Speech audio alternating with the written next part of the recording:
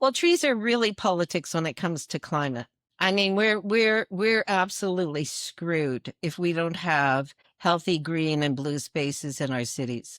Welcome to That's Her Problem, the podcast where women who lead, connect, and rewrite the rules get real about building community. The challenges we face aren't always the same as everyone else's. But here's the truth. A city that's good for women is good for everyone. I'm your host, Patty Weens.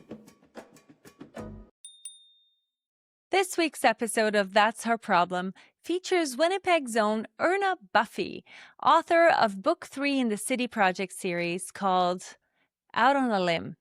Her book launch is coming up on May 20th, so mark your calendars and come on out to McNally Robinson at Grand Park Mall. If you would like to support this podcast, you can do so on Patreon for as little as $3 Canadian per month. You get each episode a day earlier than everyone else, and you get to hear your name at the end of the show with a Brazilian accent. What more could you want? Let's hear Erna's story. Erna Buffie, welcome to That's Her Problem. I'm so happy I get to talk to you just ahead of your book launch, which is Wednesday, May 20th at McNally Robinson and Grand Park Mall in Winnipeg. Erna, you're the author of Book 3 in the City Project series, right? Right here.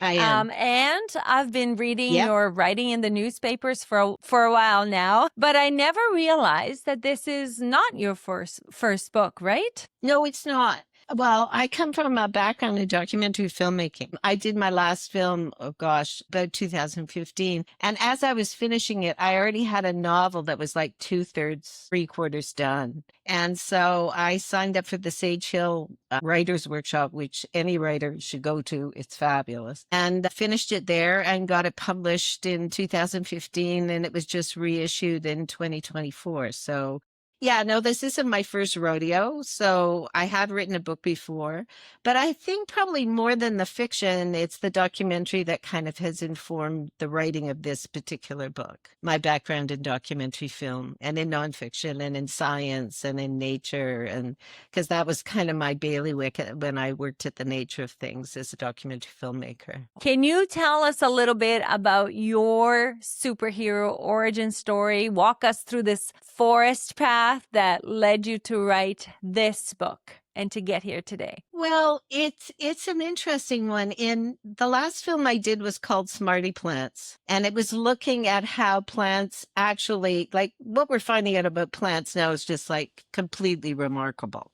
That they're way more responsive to their environment. They're interacting all the time. They're talking to one another using chemical signals. So, I came to trees sort of from that background. And when I stopped filmmaking, I thought, well, this is the time when I can sort of volunteer my time. This is where I can put my knowledge and what I've learned over the last number of years to work in a community. So I started volunteering and led up the greening community in Wolseley with the Wolseley Residents Association. And then got involved in Trees Please, and then the rest is history. That's sort of the origin story of how I got to this book. That's what led me to the writing of this book. And of course, it was Emma Durand-Wood, who's one of the senior editors on the series, who was one of the founders of Trees Please. She and Melanie Lawrence and Lisa Forbes were kind of the ones who in 2019 brought people in from all over the city to sort of respond to the urban forest crisis we were dealing with. So yeah, that's kind of where it all started. And then she came to me and said, well, why don't you write book 3 in the City Project? I said, oh no, that sounds like too much work. But then I thought about it, and it just gave me this chance to write about all the things I love, right?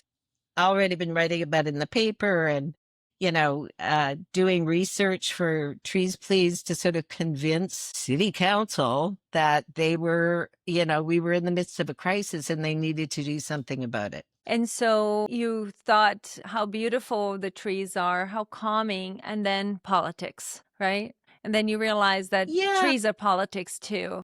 Well, trees are really politics when it comes to climate.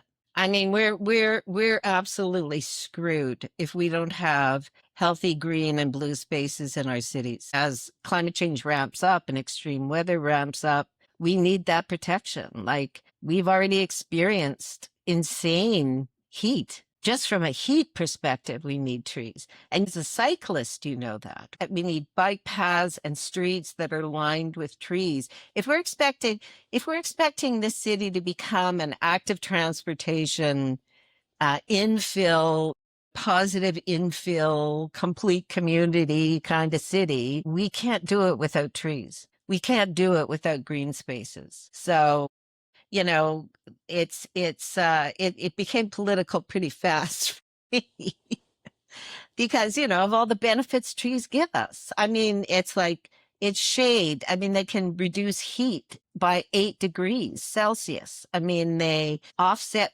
flooding. They make the soil healthier. And not to mention the fact that they make us healthier. Like studies have shown with kids, they're all a lot more active and therefore less likely to be obese, even if they just live on a street lined with trees. So yeah, it's an important element.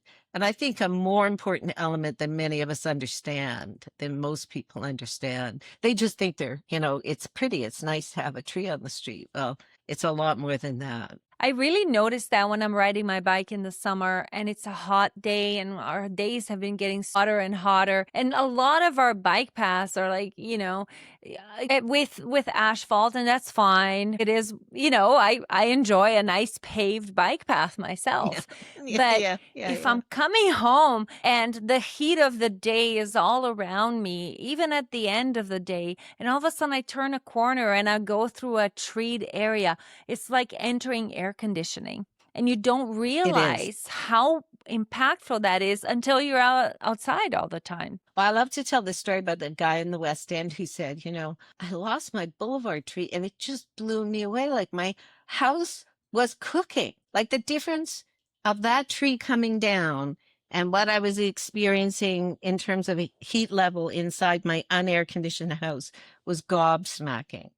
So yeah, and I mean they save you on your energy bill, whether in winter or in summer. So there's all kinds of benefits to having trees in your yard, as many trees as possible around you.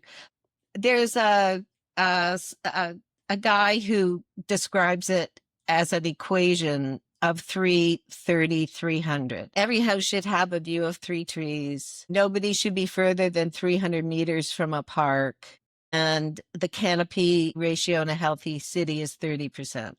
So that you have canopy cover of 30%. That would make your biking much more pleasant. I forget what street I was driving down, but there was a big, bike path, and there was a tree in sight. I thought I'd rather shoot myself than bike down this street in 30-degree weather, even 25-degree weather. And yet we'd prefer to do that than drive, to be honest. Yeah.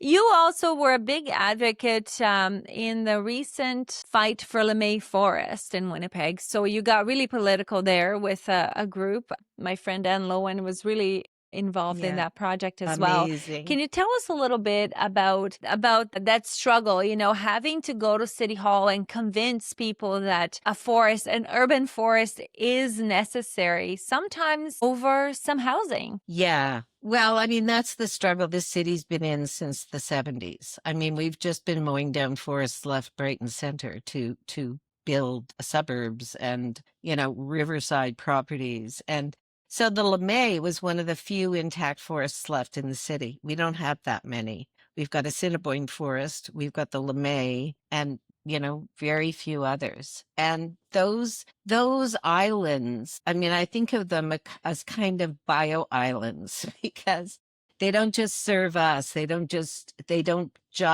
provide all the services trees provide us. They are shelter and home to myriad urban animals.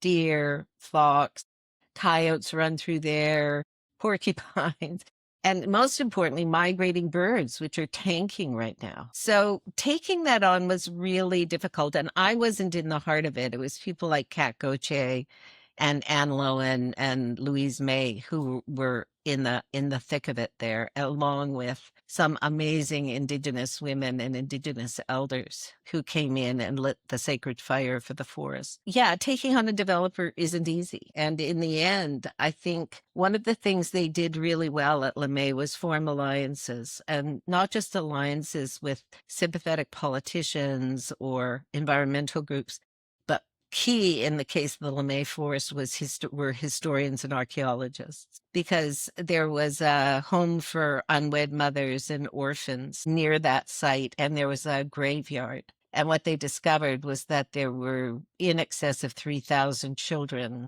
and babies, infants that had been buried in that graveyard. And the archaeologists were clear, like any excavation in there was just going to destroy those bones. So I think in the end, and it was Saint Norbert, right, which was a French Métis community for many years. So some of those children may have been Métis or Indigenous. And I think in the end, that's probably why the province moved to expropriate.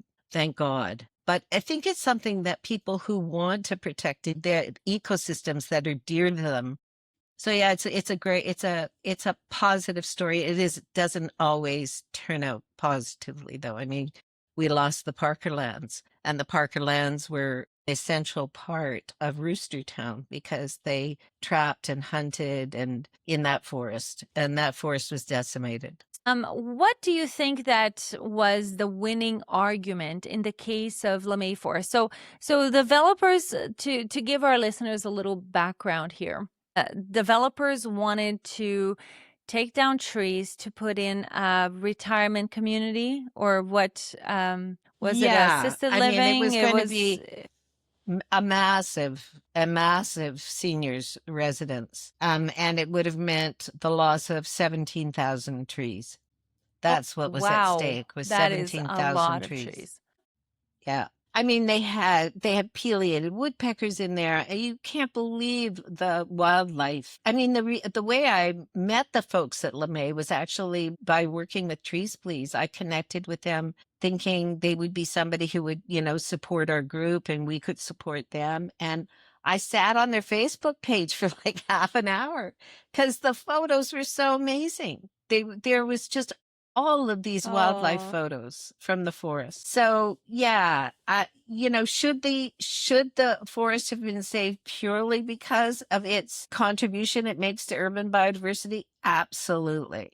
But that's still, I just Hmm. don't get it. It's still a very hard argument to make to politicians. So what was the winning argument that finally Well, kind of sealed the deal and gave the LeMay Forest a winning vote? I think it was, yes, absolutely. The environmental impact it would have had was major. I think the graveyard and the history of that area was probably the decisive factor Hmm. in the end. You talk a lot in your book about the relationship that we have, that trees, the good things that trees bring us and the benefit that we get. But there was one point in your book that you kind of reversed it, and you talked about what we can do for nature, because during the beginning of the pandemic, we stopped driving everywhere and the city felt silent, and the trees and the biodiversity inside the trees started coming out more, and the noise that we had been inflicting on nature, we didn't know that we were doing that. And by going silent and not driving so much, we kind of caused this benefit to nature, and nature Mhm. turned around and benefited us. Can you talk a little bit about that? Yeah, I mean, one of the stories I tell is those river paths, which in being in nature for so many people while in lockdown, being able to go to a park, being able to walk down the frozen rivers, it was a godsend. Was just so important. And you sort of hoped, you sort of wished that that quiet, that benefit that it gave us, the emotional stress it released and anguish it released, that people would have carried that forward. I'm not sure they have, but I think it's really important to remind them. I'm really lucky. I mean, I have a place outside the city, and lots of people don't have that. So, I grew up in the West End. The West End has a poverty of green space, and that needs to change. We need to demand that the trees that are planted and the green spaces that are developed are equitable, and they're not just stuck out on the far edges of the city that are inaccessible to people with less income and no access to a car. Like, we need them close. We need those parks. We need those green spaces close by. You were talking about the rate of diabetes for people who live in close proximity to green spaces and in also active transportation paths. One of the things that has been proven is that the West End has a higher rate of diabetes and obesity and disease because they have no access to green spaces, forests, active transportation, and all of these things. And so, what can we do as citizens? And I'm not just talking about Winnipeg, but many cities will have more and more this lack of green spaces and trees.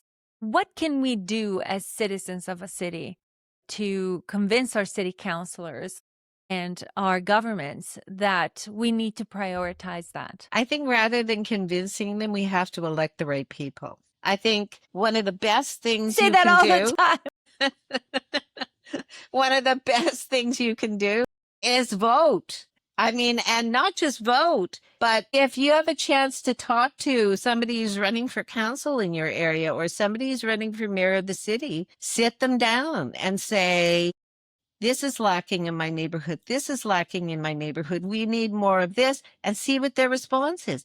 Are you going to do anything to make this city more climate resilient? Are you going to do anything to make our neighborhoods more equitable in terms of green space and trees? Then vote, because it's unbelievably frustrating to be in the position of trying to convince them once they're in, if that's not a priority for them. This is really great for this year because we are having an election in October and we need to make sure that our candidates know how important these things are for us. For example, I always talk in my presentations how we delegated, and then we just went and put someone in council. Yeah. Yeah. I think it's really useful for people to know that in other places in the world, it's happening at the city level. The most innovative things in terms of climate, in terms of reducing our carbon footprints, in terms of increasing resiliency of our urban centers, it's cities. Like, we look at city elections like, yeah, whatever, they're going to do what they do. And it's, don't do that. Like, to me, city elections they're equally important to any election, provincial or federal, even more so, because more can be done here. And the reality is, I was talking about this the other day to somebody. I actually started reading the city charter, which is like unbelievably boring. But when you read the city charter, Oh my God, you realize that they have huge discretionary power. Like, they could be doing a lot more than just building roads and handing out permits to build suburbs. There's a lot more they could be doing. Yeah, we need to start demanding that they do more. And if they don't, then we need to start moving them out of City Hall, right? Well, this is a podcast about women in relationship to their communities. And in your book, you mention the famous Winnipeg story of the Wolseley women. Can you tell us who they are? They were an extraordinary group of women, and there's a great photo of them on the Wolseley Residents Association website. These were, women who, there was a tree that had probably been planted in the 60s on a river lot farm that had existed in Wolseley. And it was right smack in the dab in the middle of Wolseley Avenue. And the city said, oh, we want to build a new road because we're going to extend Wolseley and we're going to have to take that tree down. And they all went, not over my dead body are you taking that tree down. And they fought City Hall and they won. Eventually, like 3 years later, the tree was lost. There was some vandalism. I don't talk about that in the book. And nobody knows who perpetrated the vandalism, but the tree came down 3 years later. But they were an extraordinary group of women, really inspiring. That's really interesting because there is a famous Dutch story, and it's not a legend, it's also true, of women that take to the streets to protest the car bloat in the 70s in Amsterdam.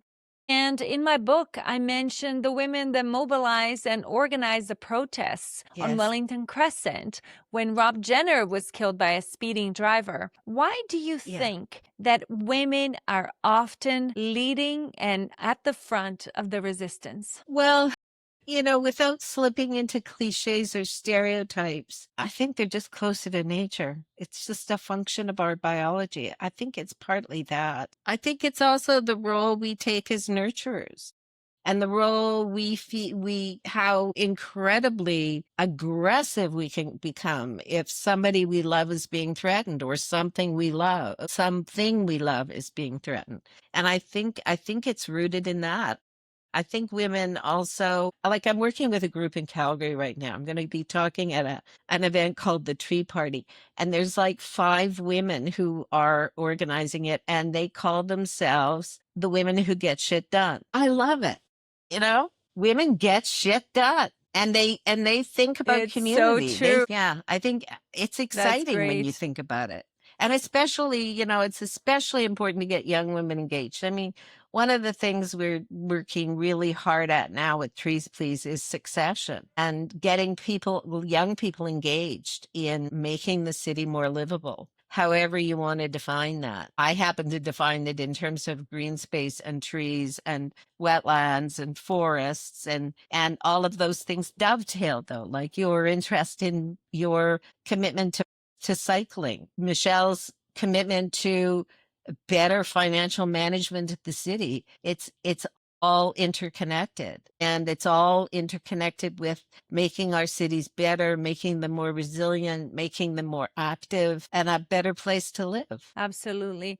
Well, I don't want to spoil the book by tackling each chapter because I want the listener to pick it up. It's not a very long book. You can read it in one afternoon, and it's so great, like such a great writing style. I just feel immersed in the story. I feel like I'm listening to you talking. But let's talk about a topic that you broached in the chapter titled Tree Power. And it's about the power of trees to calm traffic. Can you explain how that works? Well, it's really interesting. They've done in addition to the million other things they do, they've done studies, I think primarily out of the US, where they've looked at traffic patterns and traffic speeds. And on streets where there are no trees, the speeds go up and the number of accidents go up. On streets with trees, drivers perceive the route is more narrow and they naturally slow down.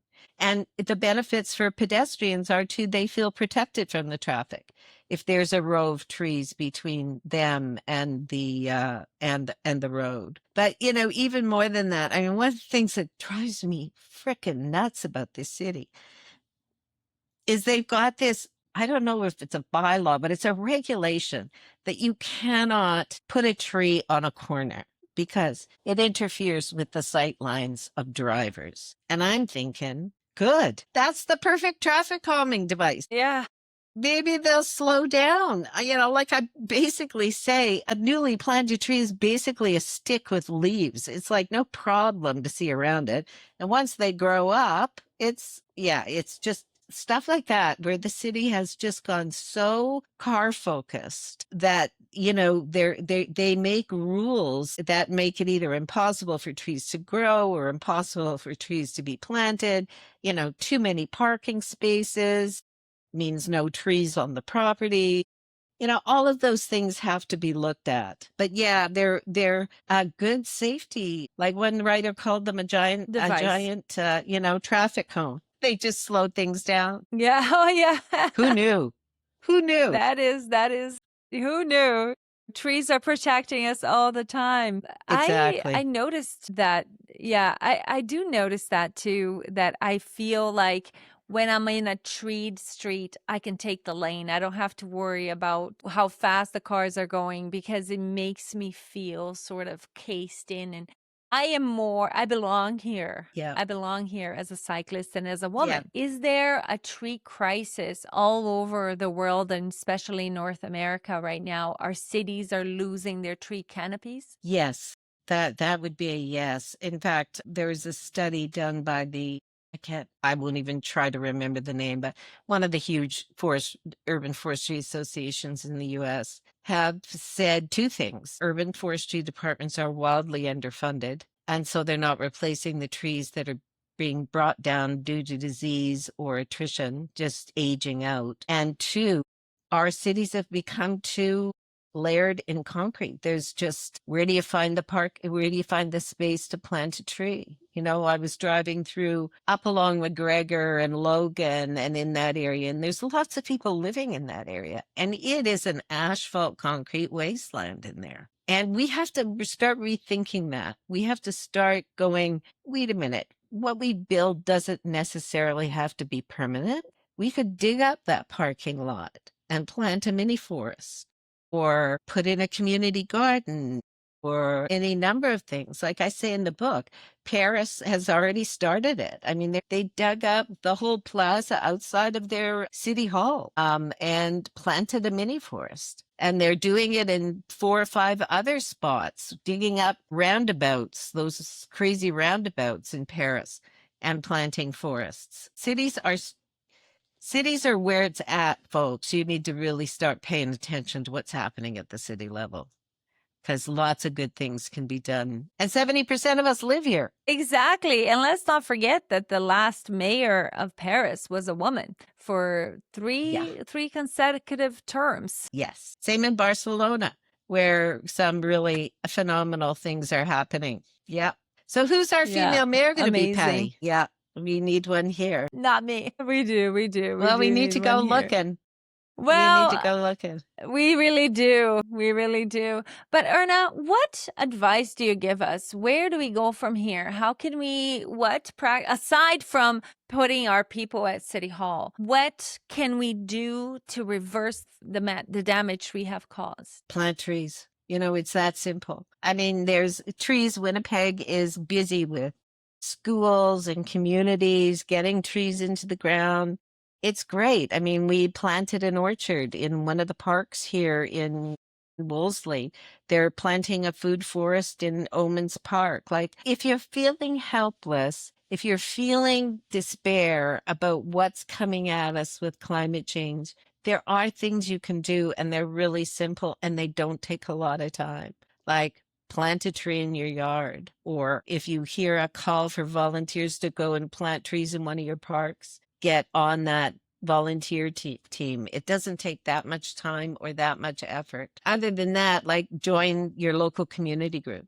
Like, that's the way, because there's lots of them making incredible contributions at the neighborhood level, doing great things at the neighborhood level. There is a project going on right now by Zach Lokes here in Winnipeg. I don't know if you know him, but he wrote a book called The Edible Ecosystem Solution. And it's about planting fruit trees. And he's starting this project in my neighborhood where they got a grant to give away fruit trees to people to plant in their front yards. So I'm hoping to be selected for it because I'd love to have less grass and more trees and more flowers. Yeah. And it's a really neat idea that you get a fruit tree and companion plants that go with that fruit tree. So I'm excited to participate in that. And I highly recommend that people also take a look at that. But speaking of books and things, I want to get going to a section that I like to call the Thank You, Amy section in reference to Taylor Swift. And the question for you is, Was there a time when you were underestimated and you turned that situation into an opportunity to succeed and even excel? Gosh. Yeah, I think in filmmaking, I started out as a researcher and associate producer, and then I started writing, and I realized that I was writing to fix other people's mistakes. And I thought, screw this. Why aren't I not correcting my own mistakes? So that's when I started putting myself forward as a director. And that's when the doors started to open for me. And I started doing the kind of work that I really wanted to do. So that was one. The other one was when I moved to Halifax, I decided I really wanted to write fiction and joined a workshop and met a couple of women who were amazing through that workshop. And we set up a writers group. And each one of us, I think maybe 3 of us out of the group have since published either short stories or a novel or 2 or yeah. So, making those kinds of things happen, those moments when you kind of go, why am I hiding my light under a bushel? I could be doing more than this. I could be doing a lot more than this. So, yeah, I think everybody hits that. For me, it was hitting around my mid-40s where I just sort of went, That's really, really I don't care what awesome. other people think. I'm just going to do what I want. So, if you were a bicycle, what kind of bicycle would you be? Okay, what kind of bicycle would I be? I would be my 3-speed glider, which I think was a British bike. And it was unbelievably comfortable. It had the handlebars at just the right height for me. And it was a beautiful sky blue with white trim. It was gorgeous. I loved it. That's awesome. That's so great. What do you think is your superpower? I think it's my ability to write, which is a superpower I've honed over many, many, many, many years. It didn't come, full blown from the head of Zeus. It took some work. And lastly, before we sign off, do you have a book recommendation by a female author? I have 3. Suzanne Simard's Finding the Mother Tree, which is a really beautiful book based on her science, but also struggling with an illness at the same time. Ariel Gordon's book, Treed, Walking in Canada's Urban Forests, is just a lovely book, and she's very funny. Fungal, her other book, Fungal, is also very funny. And the other one is by Diana Beresford Kroger, and it's called The Global Forest. And it's an absolutely gorgeous book. So those would be my recommendations. All of them written by women. That's great. Well, thank you so much. You have a busy few weeks ahead. You are going to be traveling, talking about trees, talking about your book. And I'm really glad that you took a few minutes here to talk to us. And excited to see you on the 20th for your book launch. It's been really a pleasure, Patty. Thanks so much. It's been a genuine pleasure. So thanks a lot. Thank you so much for your time, Erna, and thank you all for listening and watching. Thank you, as always, to my Patreon supporters, Andrew, Michael, Nikki, Tim, Halls Emporium, Luke, Linda, Rod, Julia, David, Stephanie, Jason, Emma, Misty, Adam, Robin, and Catherine. Stay tuned for the next episode, and for now, that's her problem.